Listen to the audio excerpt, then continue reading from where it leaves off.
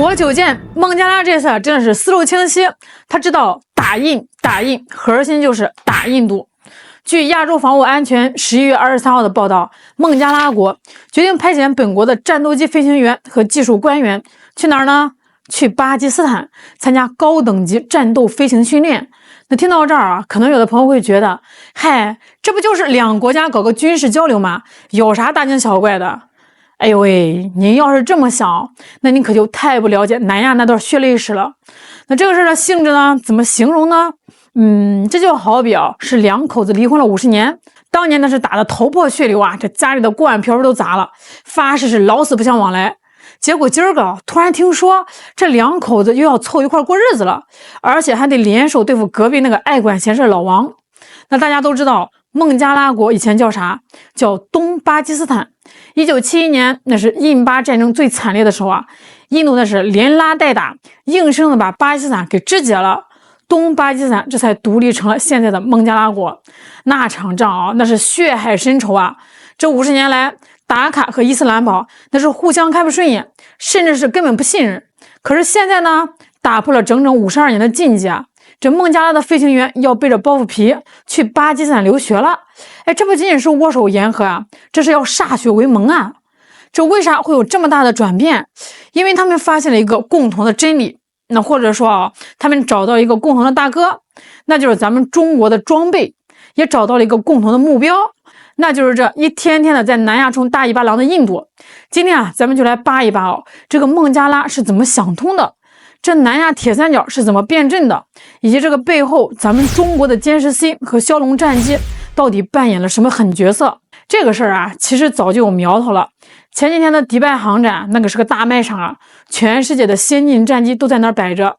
当时巴基斯坦方面就放话了，说我们已经跟一个友好国家签署了采购枭龙战机的谅解备忘录。那当时巴基斯坦的是守口如瓶啊，死活不说是谁。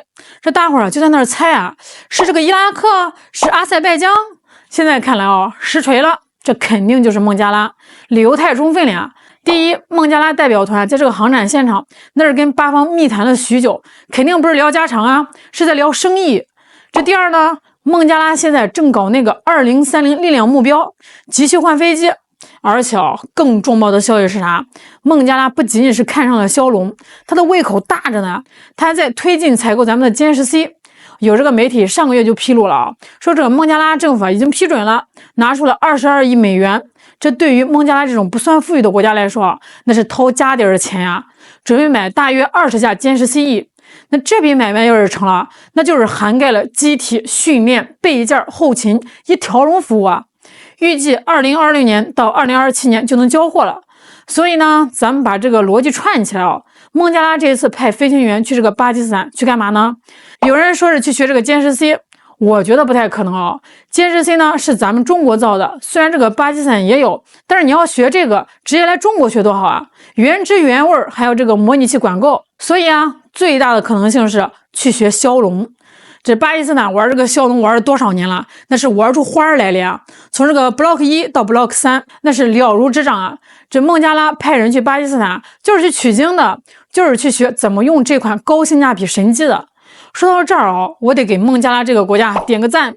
这小国啊，有小国的生存智慧。他这次的操作总结起来就是3个字：抄作业。抄谁的？抄巴基斯坦的。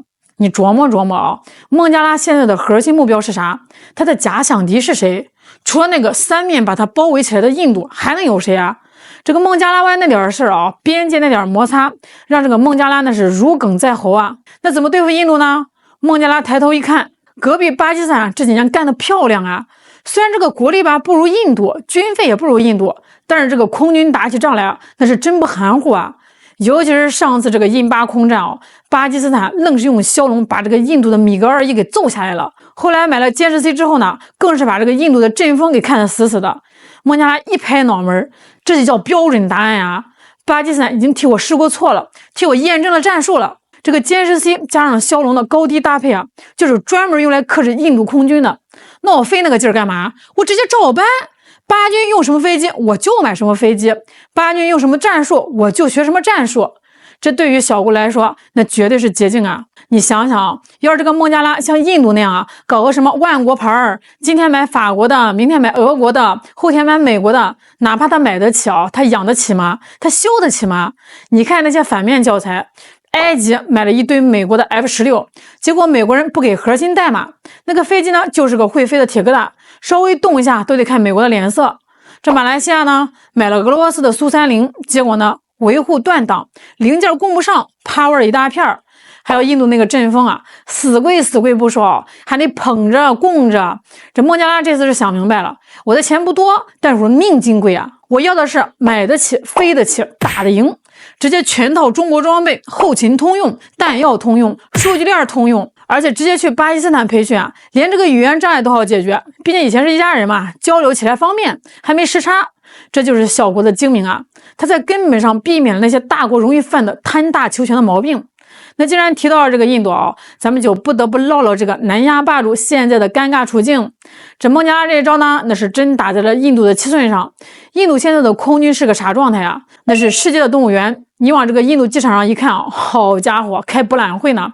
天上有飞的苏30 MKI 俄罗斯的，有这个阵风法国的，有这个幻影2000法国老款，还有这个美洲虎英国的，还有那个阿帕奇美国的，这也就算了啊，还得加上他自己那个修了30年才飞起来的光辉战机啊，这一大堆破烂凑在一起啊，那是后勤部长的噩梦啊！这个要喝伏特加，那个要喝红酒，那个呢要喝可乐，这就导致印度的战备率极低，摔飞机那都是家常便饭。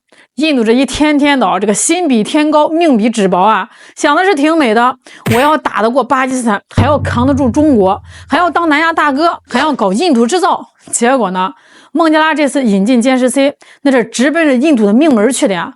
为什么要买歼10C啊？核心原因就几点，有原相控阵雷达、霹雳15空空导弹，加上咱们那个先进的航电系统，特别是这个霹雳15啊，那是什么？那是传说中的空战长臂啊，射程那是100公里开外。这印度的苏30还在那找雷达波呢，咱们的导弹已经到脸上了，这就是代差啊。这孟加拉这20架歼10C一旦到位啊，在孟加拉湾方向就能对印度的阵风和苏30 MKI 形成有效对冲。以前这个印度觉得啊，孟加拉，手里面那几架老米格29啊，不够我塞牙缝的。那现在好了，这个孟加拉手里有了杀手锏啊，你说这个印度心里面慌不慌？咱往深了看也不知道，这个事最让莫迪老肖睡不着觉的，还不是飞机本身，而是那个体系化。这个孟加拉和巴基斯坦以前是冤家，现在在空军现代化这条路上走到一起了，而且他们用的是同一套系统，这才是最要命的呀！咱们想象一下这个未来的场景啊，如果南亚真的有点风吹草动，或者说印度想搞点事儿，这以前呢，印度只需要专心对付西边的巴基斯坦，那东边孟加拉这边啊，基本上可以无视。但是现在呢，东边孟加拉的歼10C和枭龙起飞了，西边巴基斯坦的歼10C和枭龙也起飞了。这两边的飞机用的是同一种数据链，同一种通讯密码，同一种战术语言，甚至咱们大胆一点猜想啊，这未来的预警机数据能不能共享？他们的作战情报能不能互通？这在战术上叫什么？这叫双线作战，这叫双轨拍门。这印度啊，就像在单挑 CS， 本来以为是1对1，结果啊，对面突然加了个人，变成了2对1。而且这俩人啊，用的还是同款外挂，同款神器，这怎么打呀？这结局啊，恐怕就是单方面挨揍了。孟加拉这次啊，真的是思路清晰，他知道打印，核心就是打印度，只要咬死这个目标，剩下事就好办了呀。那既然巴基斯坦已经证明了这套中国方案好使，那我就直接用啊，这不仅省钱还省时间。对于那些预算有限但是安全压力极大的国家来说啊，什么面子什么万国牌啊都是虚的，能保命能威慑对手那才是真的。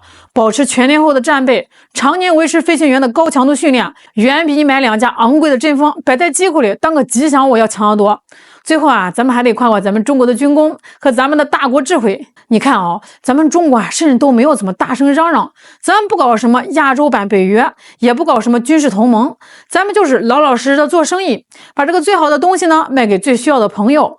但是这一招无招胜有招啊，那是真高明。通过2款战机歼10C和枭龙，咱们不仅帮这个巴基斯坦稳住了阵脚，现在呢又把孟加拉给拉进了这个朋友圈。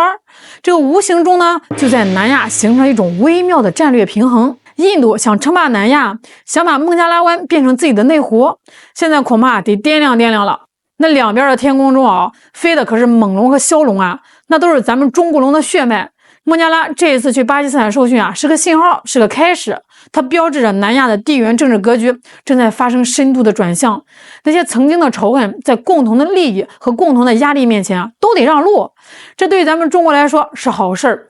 咱们的装备走出去了，咱们的朋友圈扩大了，咱们周边的安全环境其实也更稳固了。所以说啊，这个监视器卖得好啊，这个骁龙飞得高啊，咱们就搬个小板凳坐看这南亚的天空，以后是谁说了算。好啦，今天就聊到这儿啦，我是小兰，我们下期再见。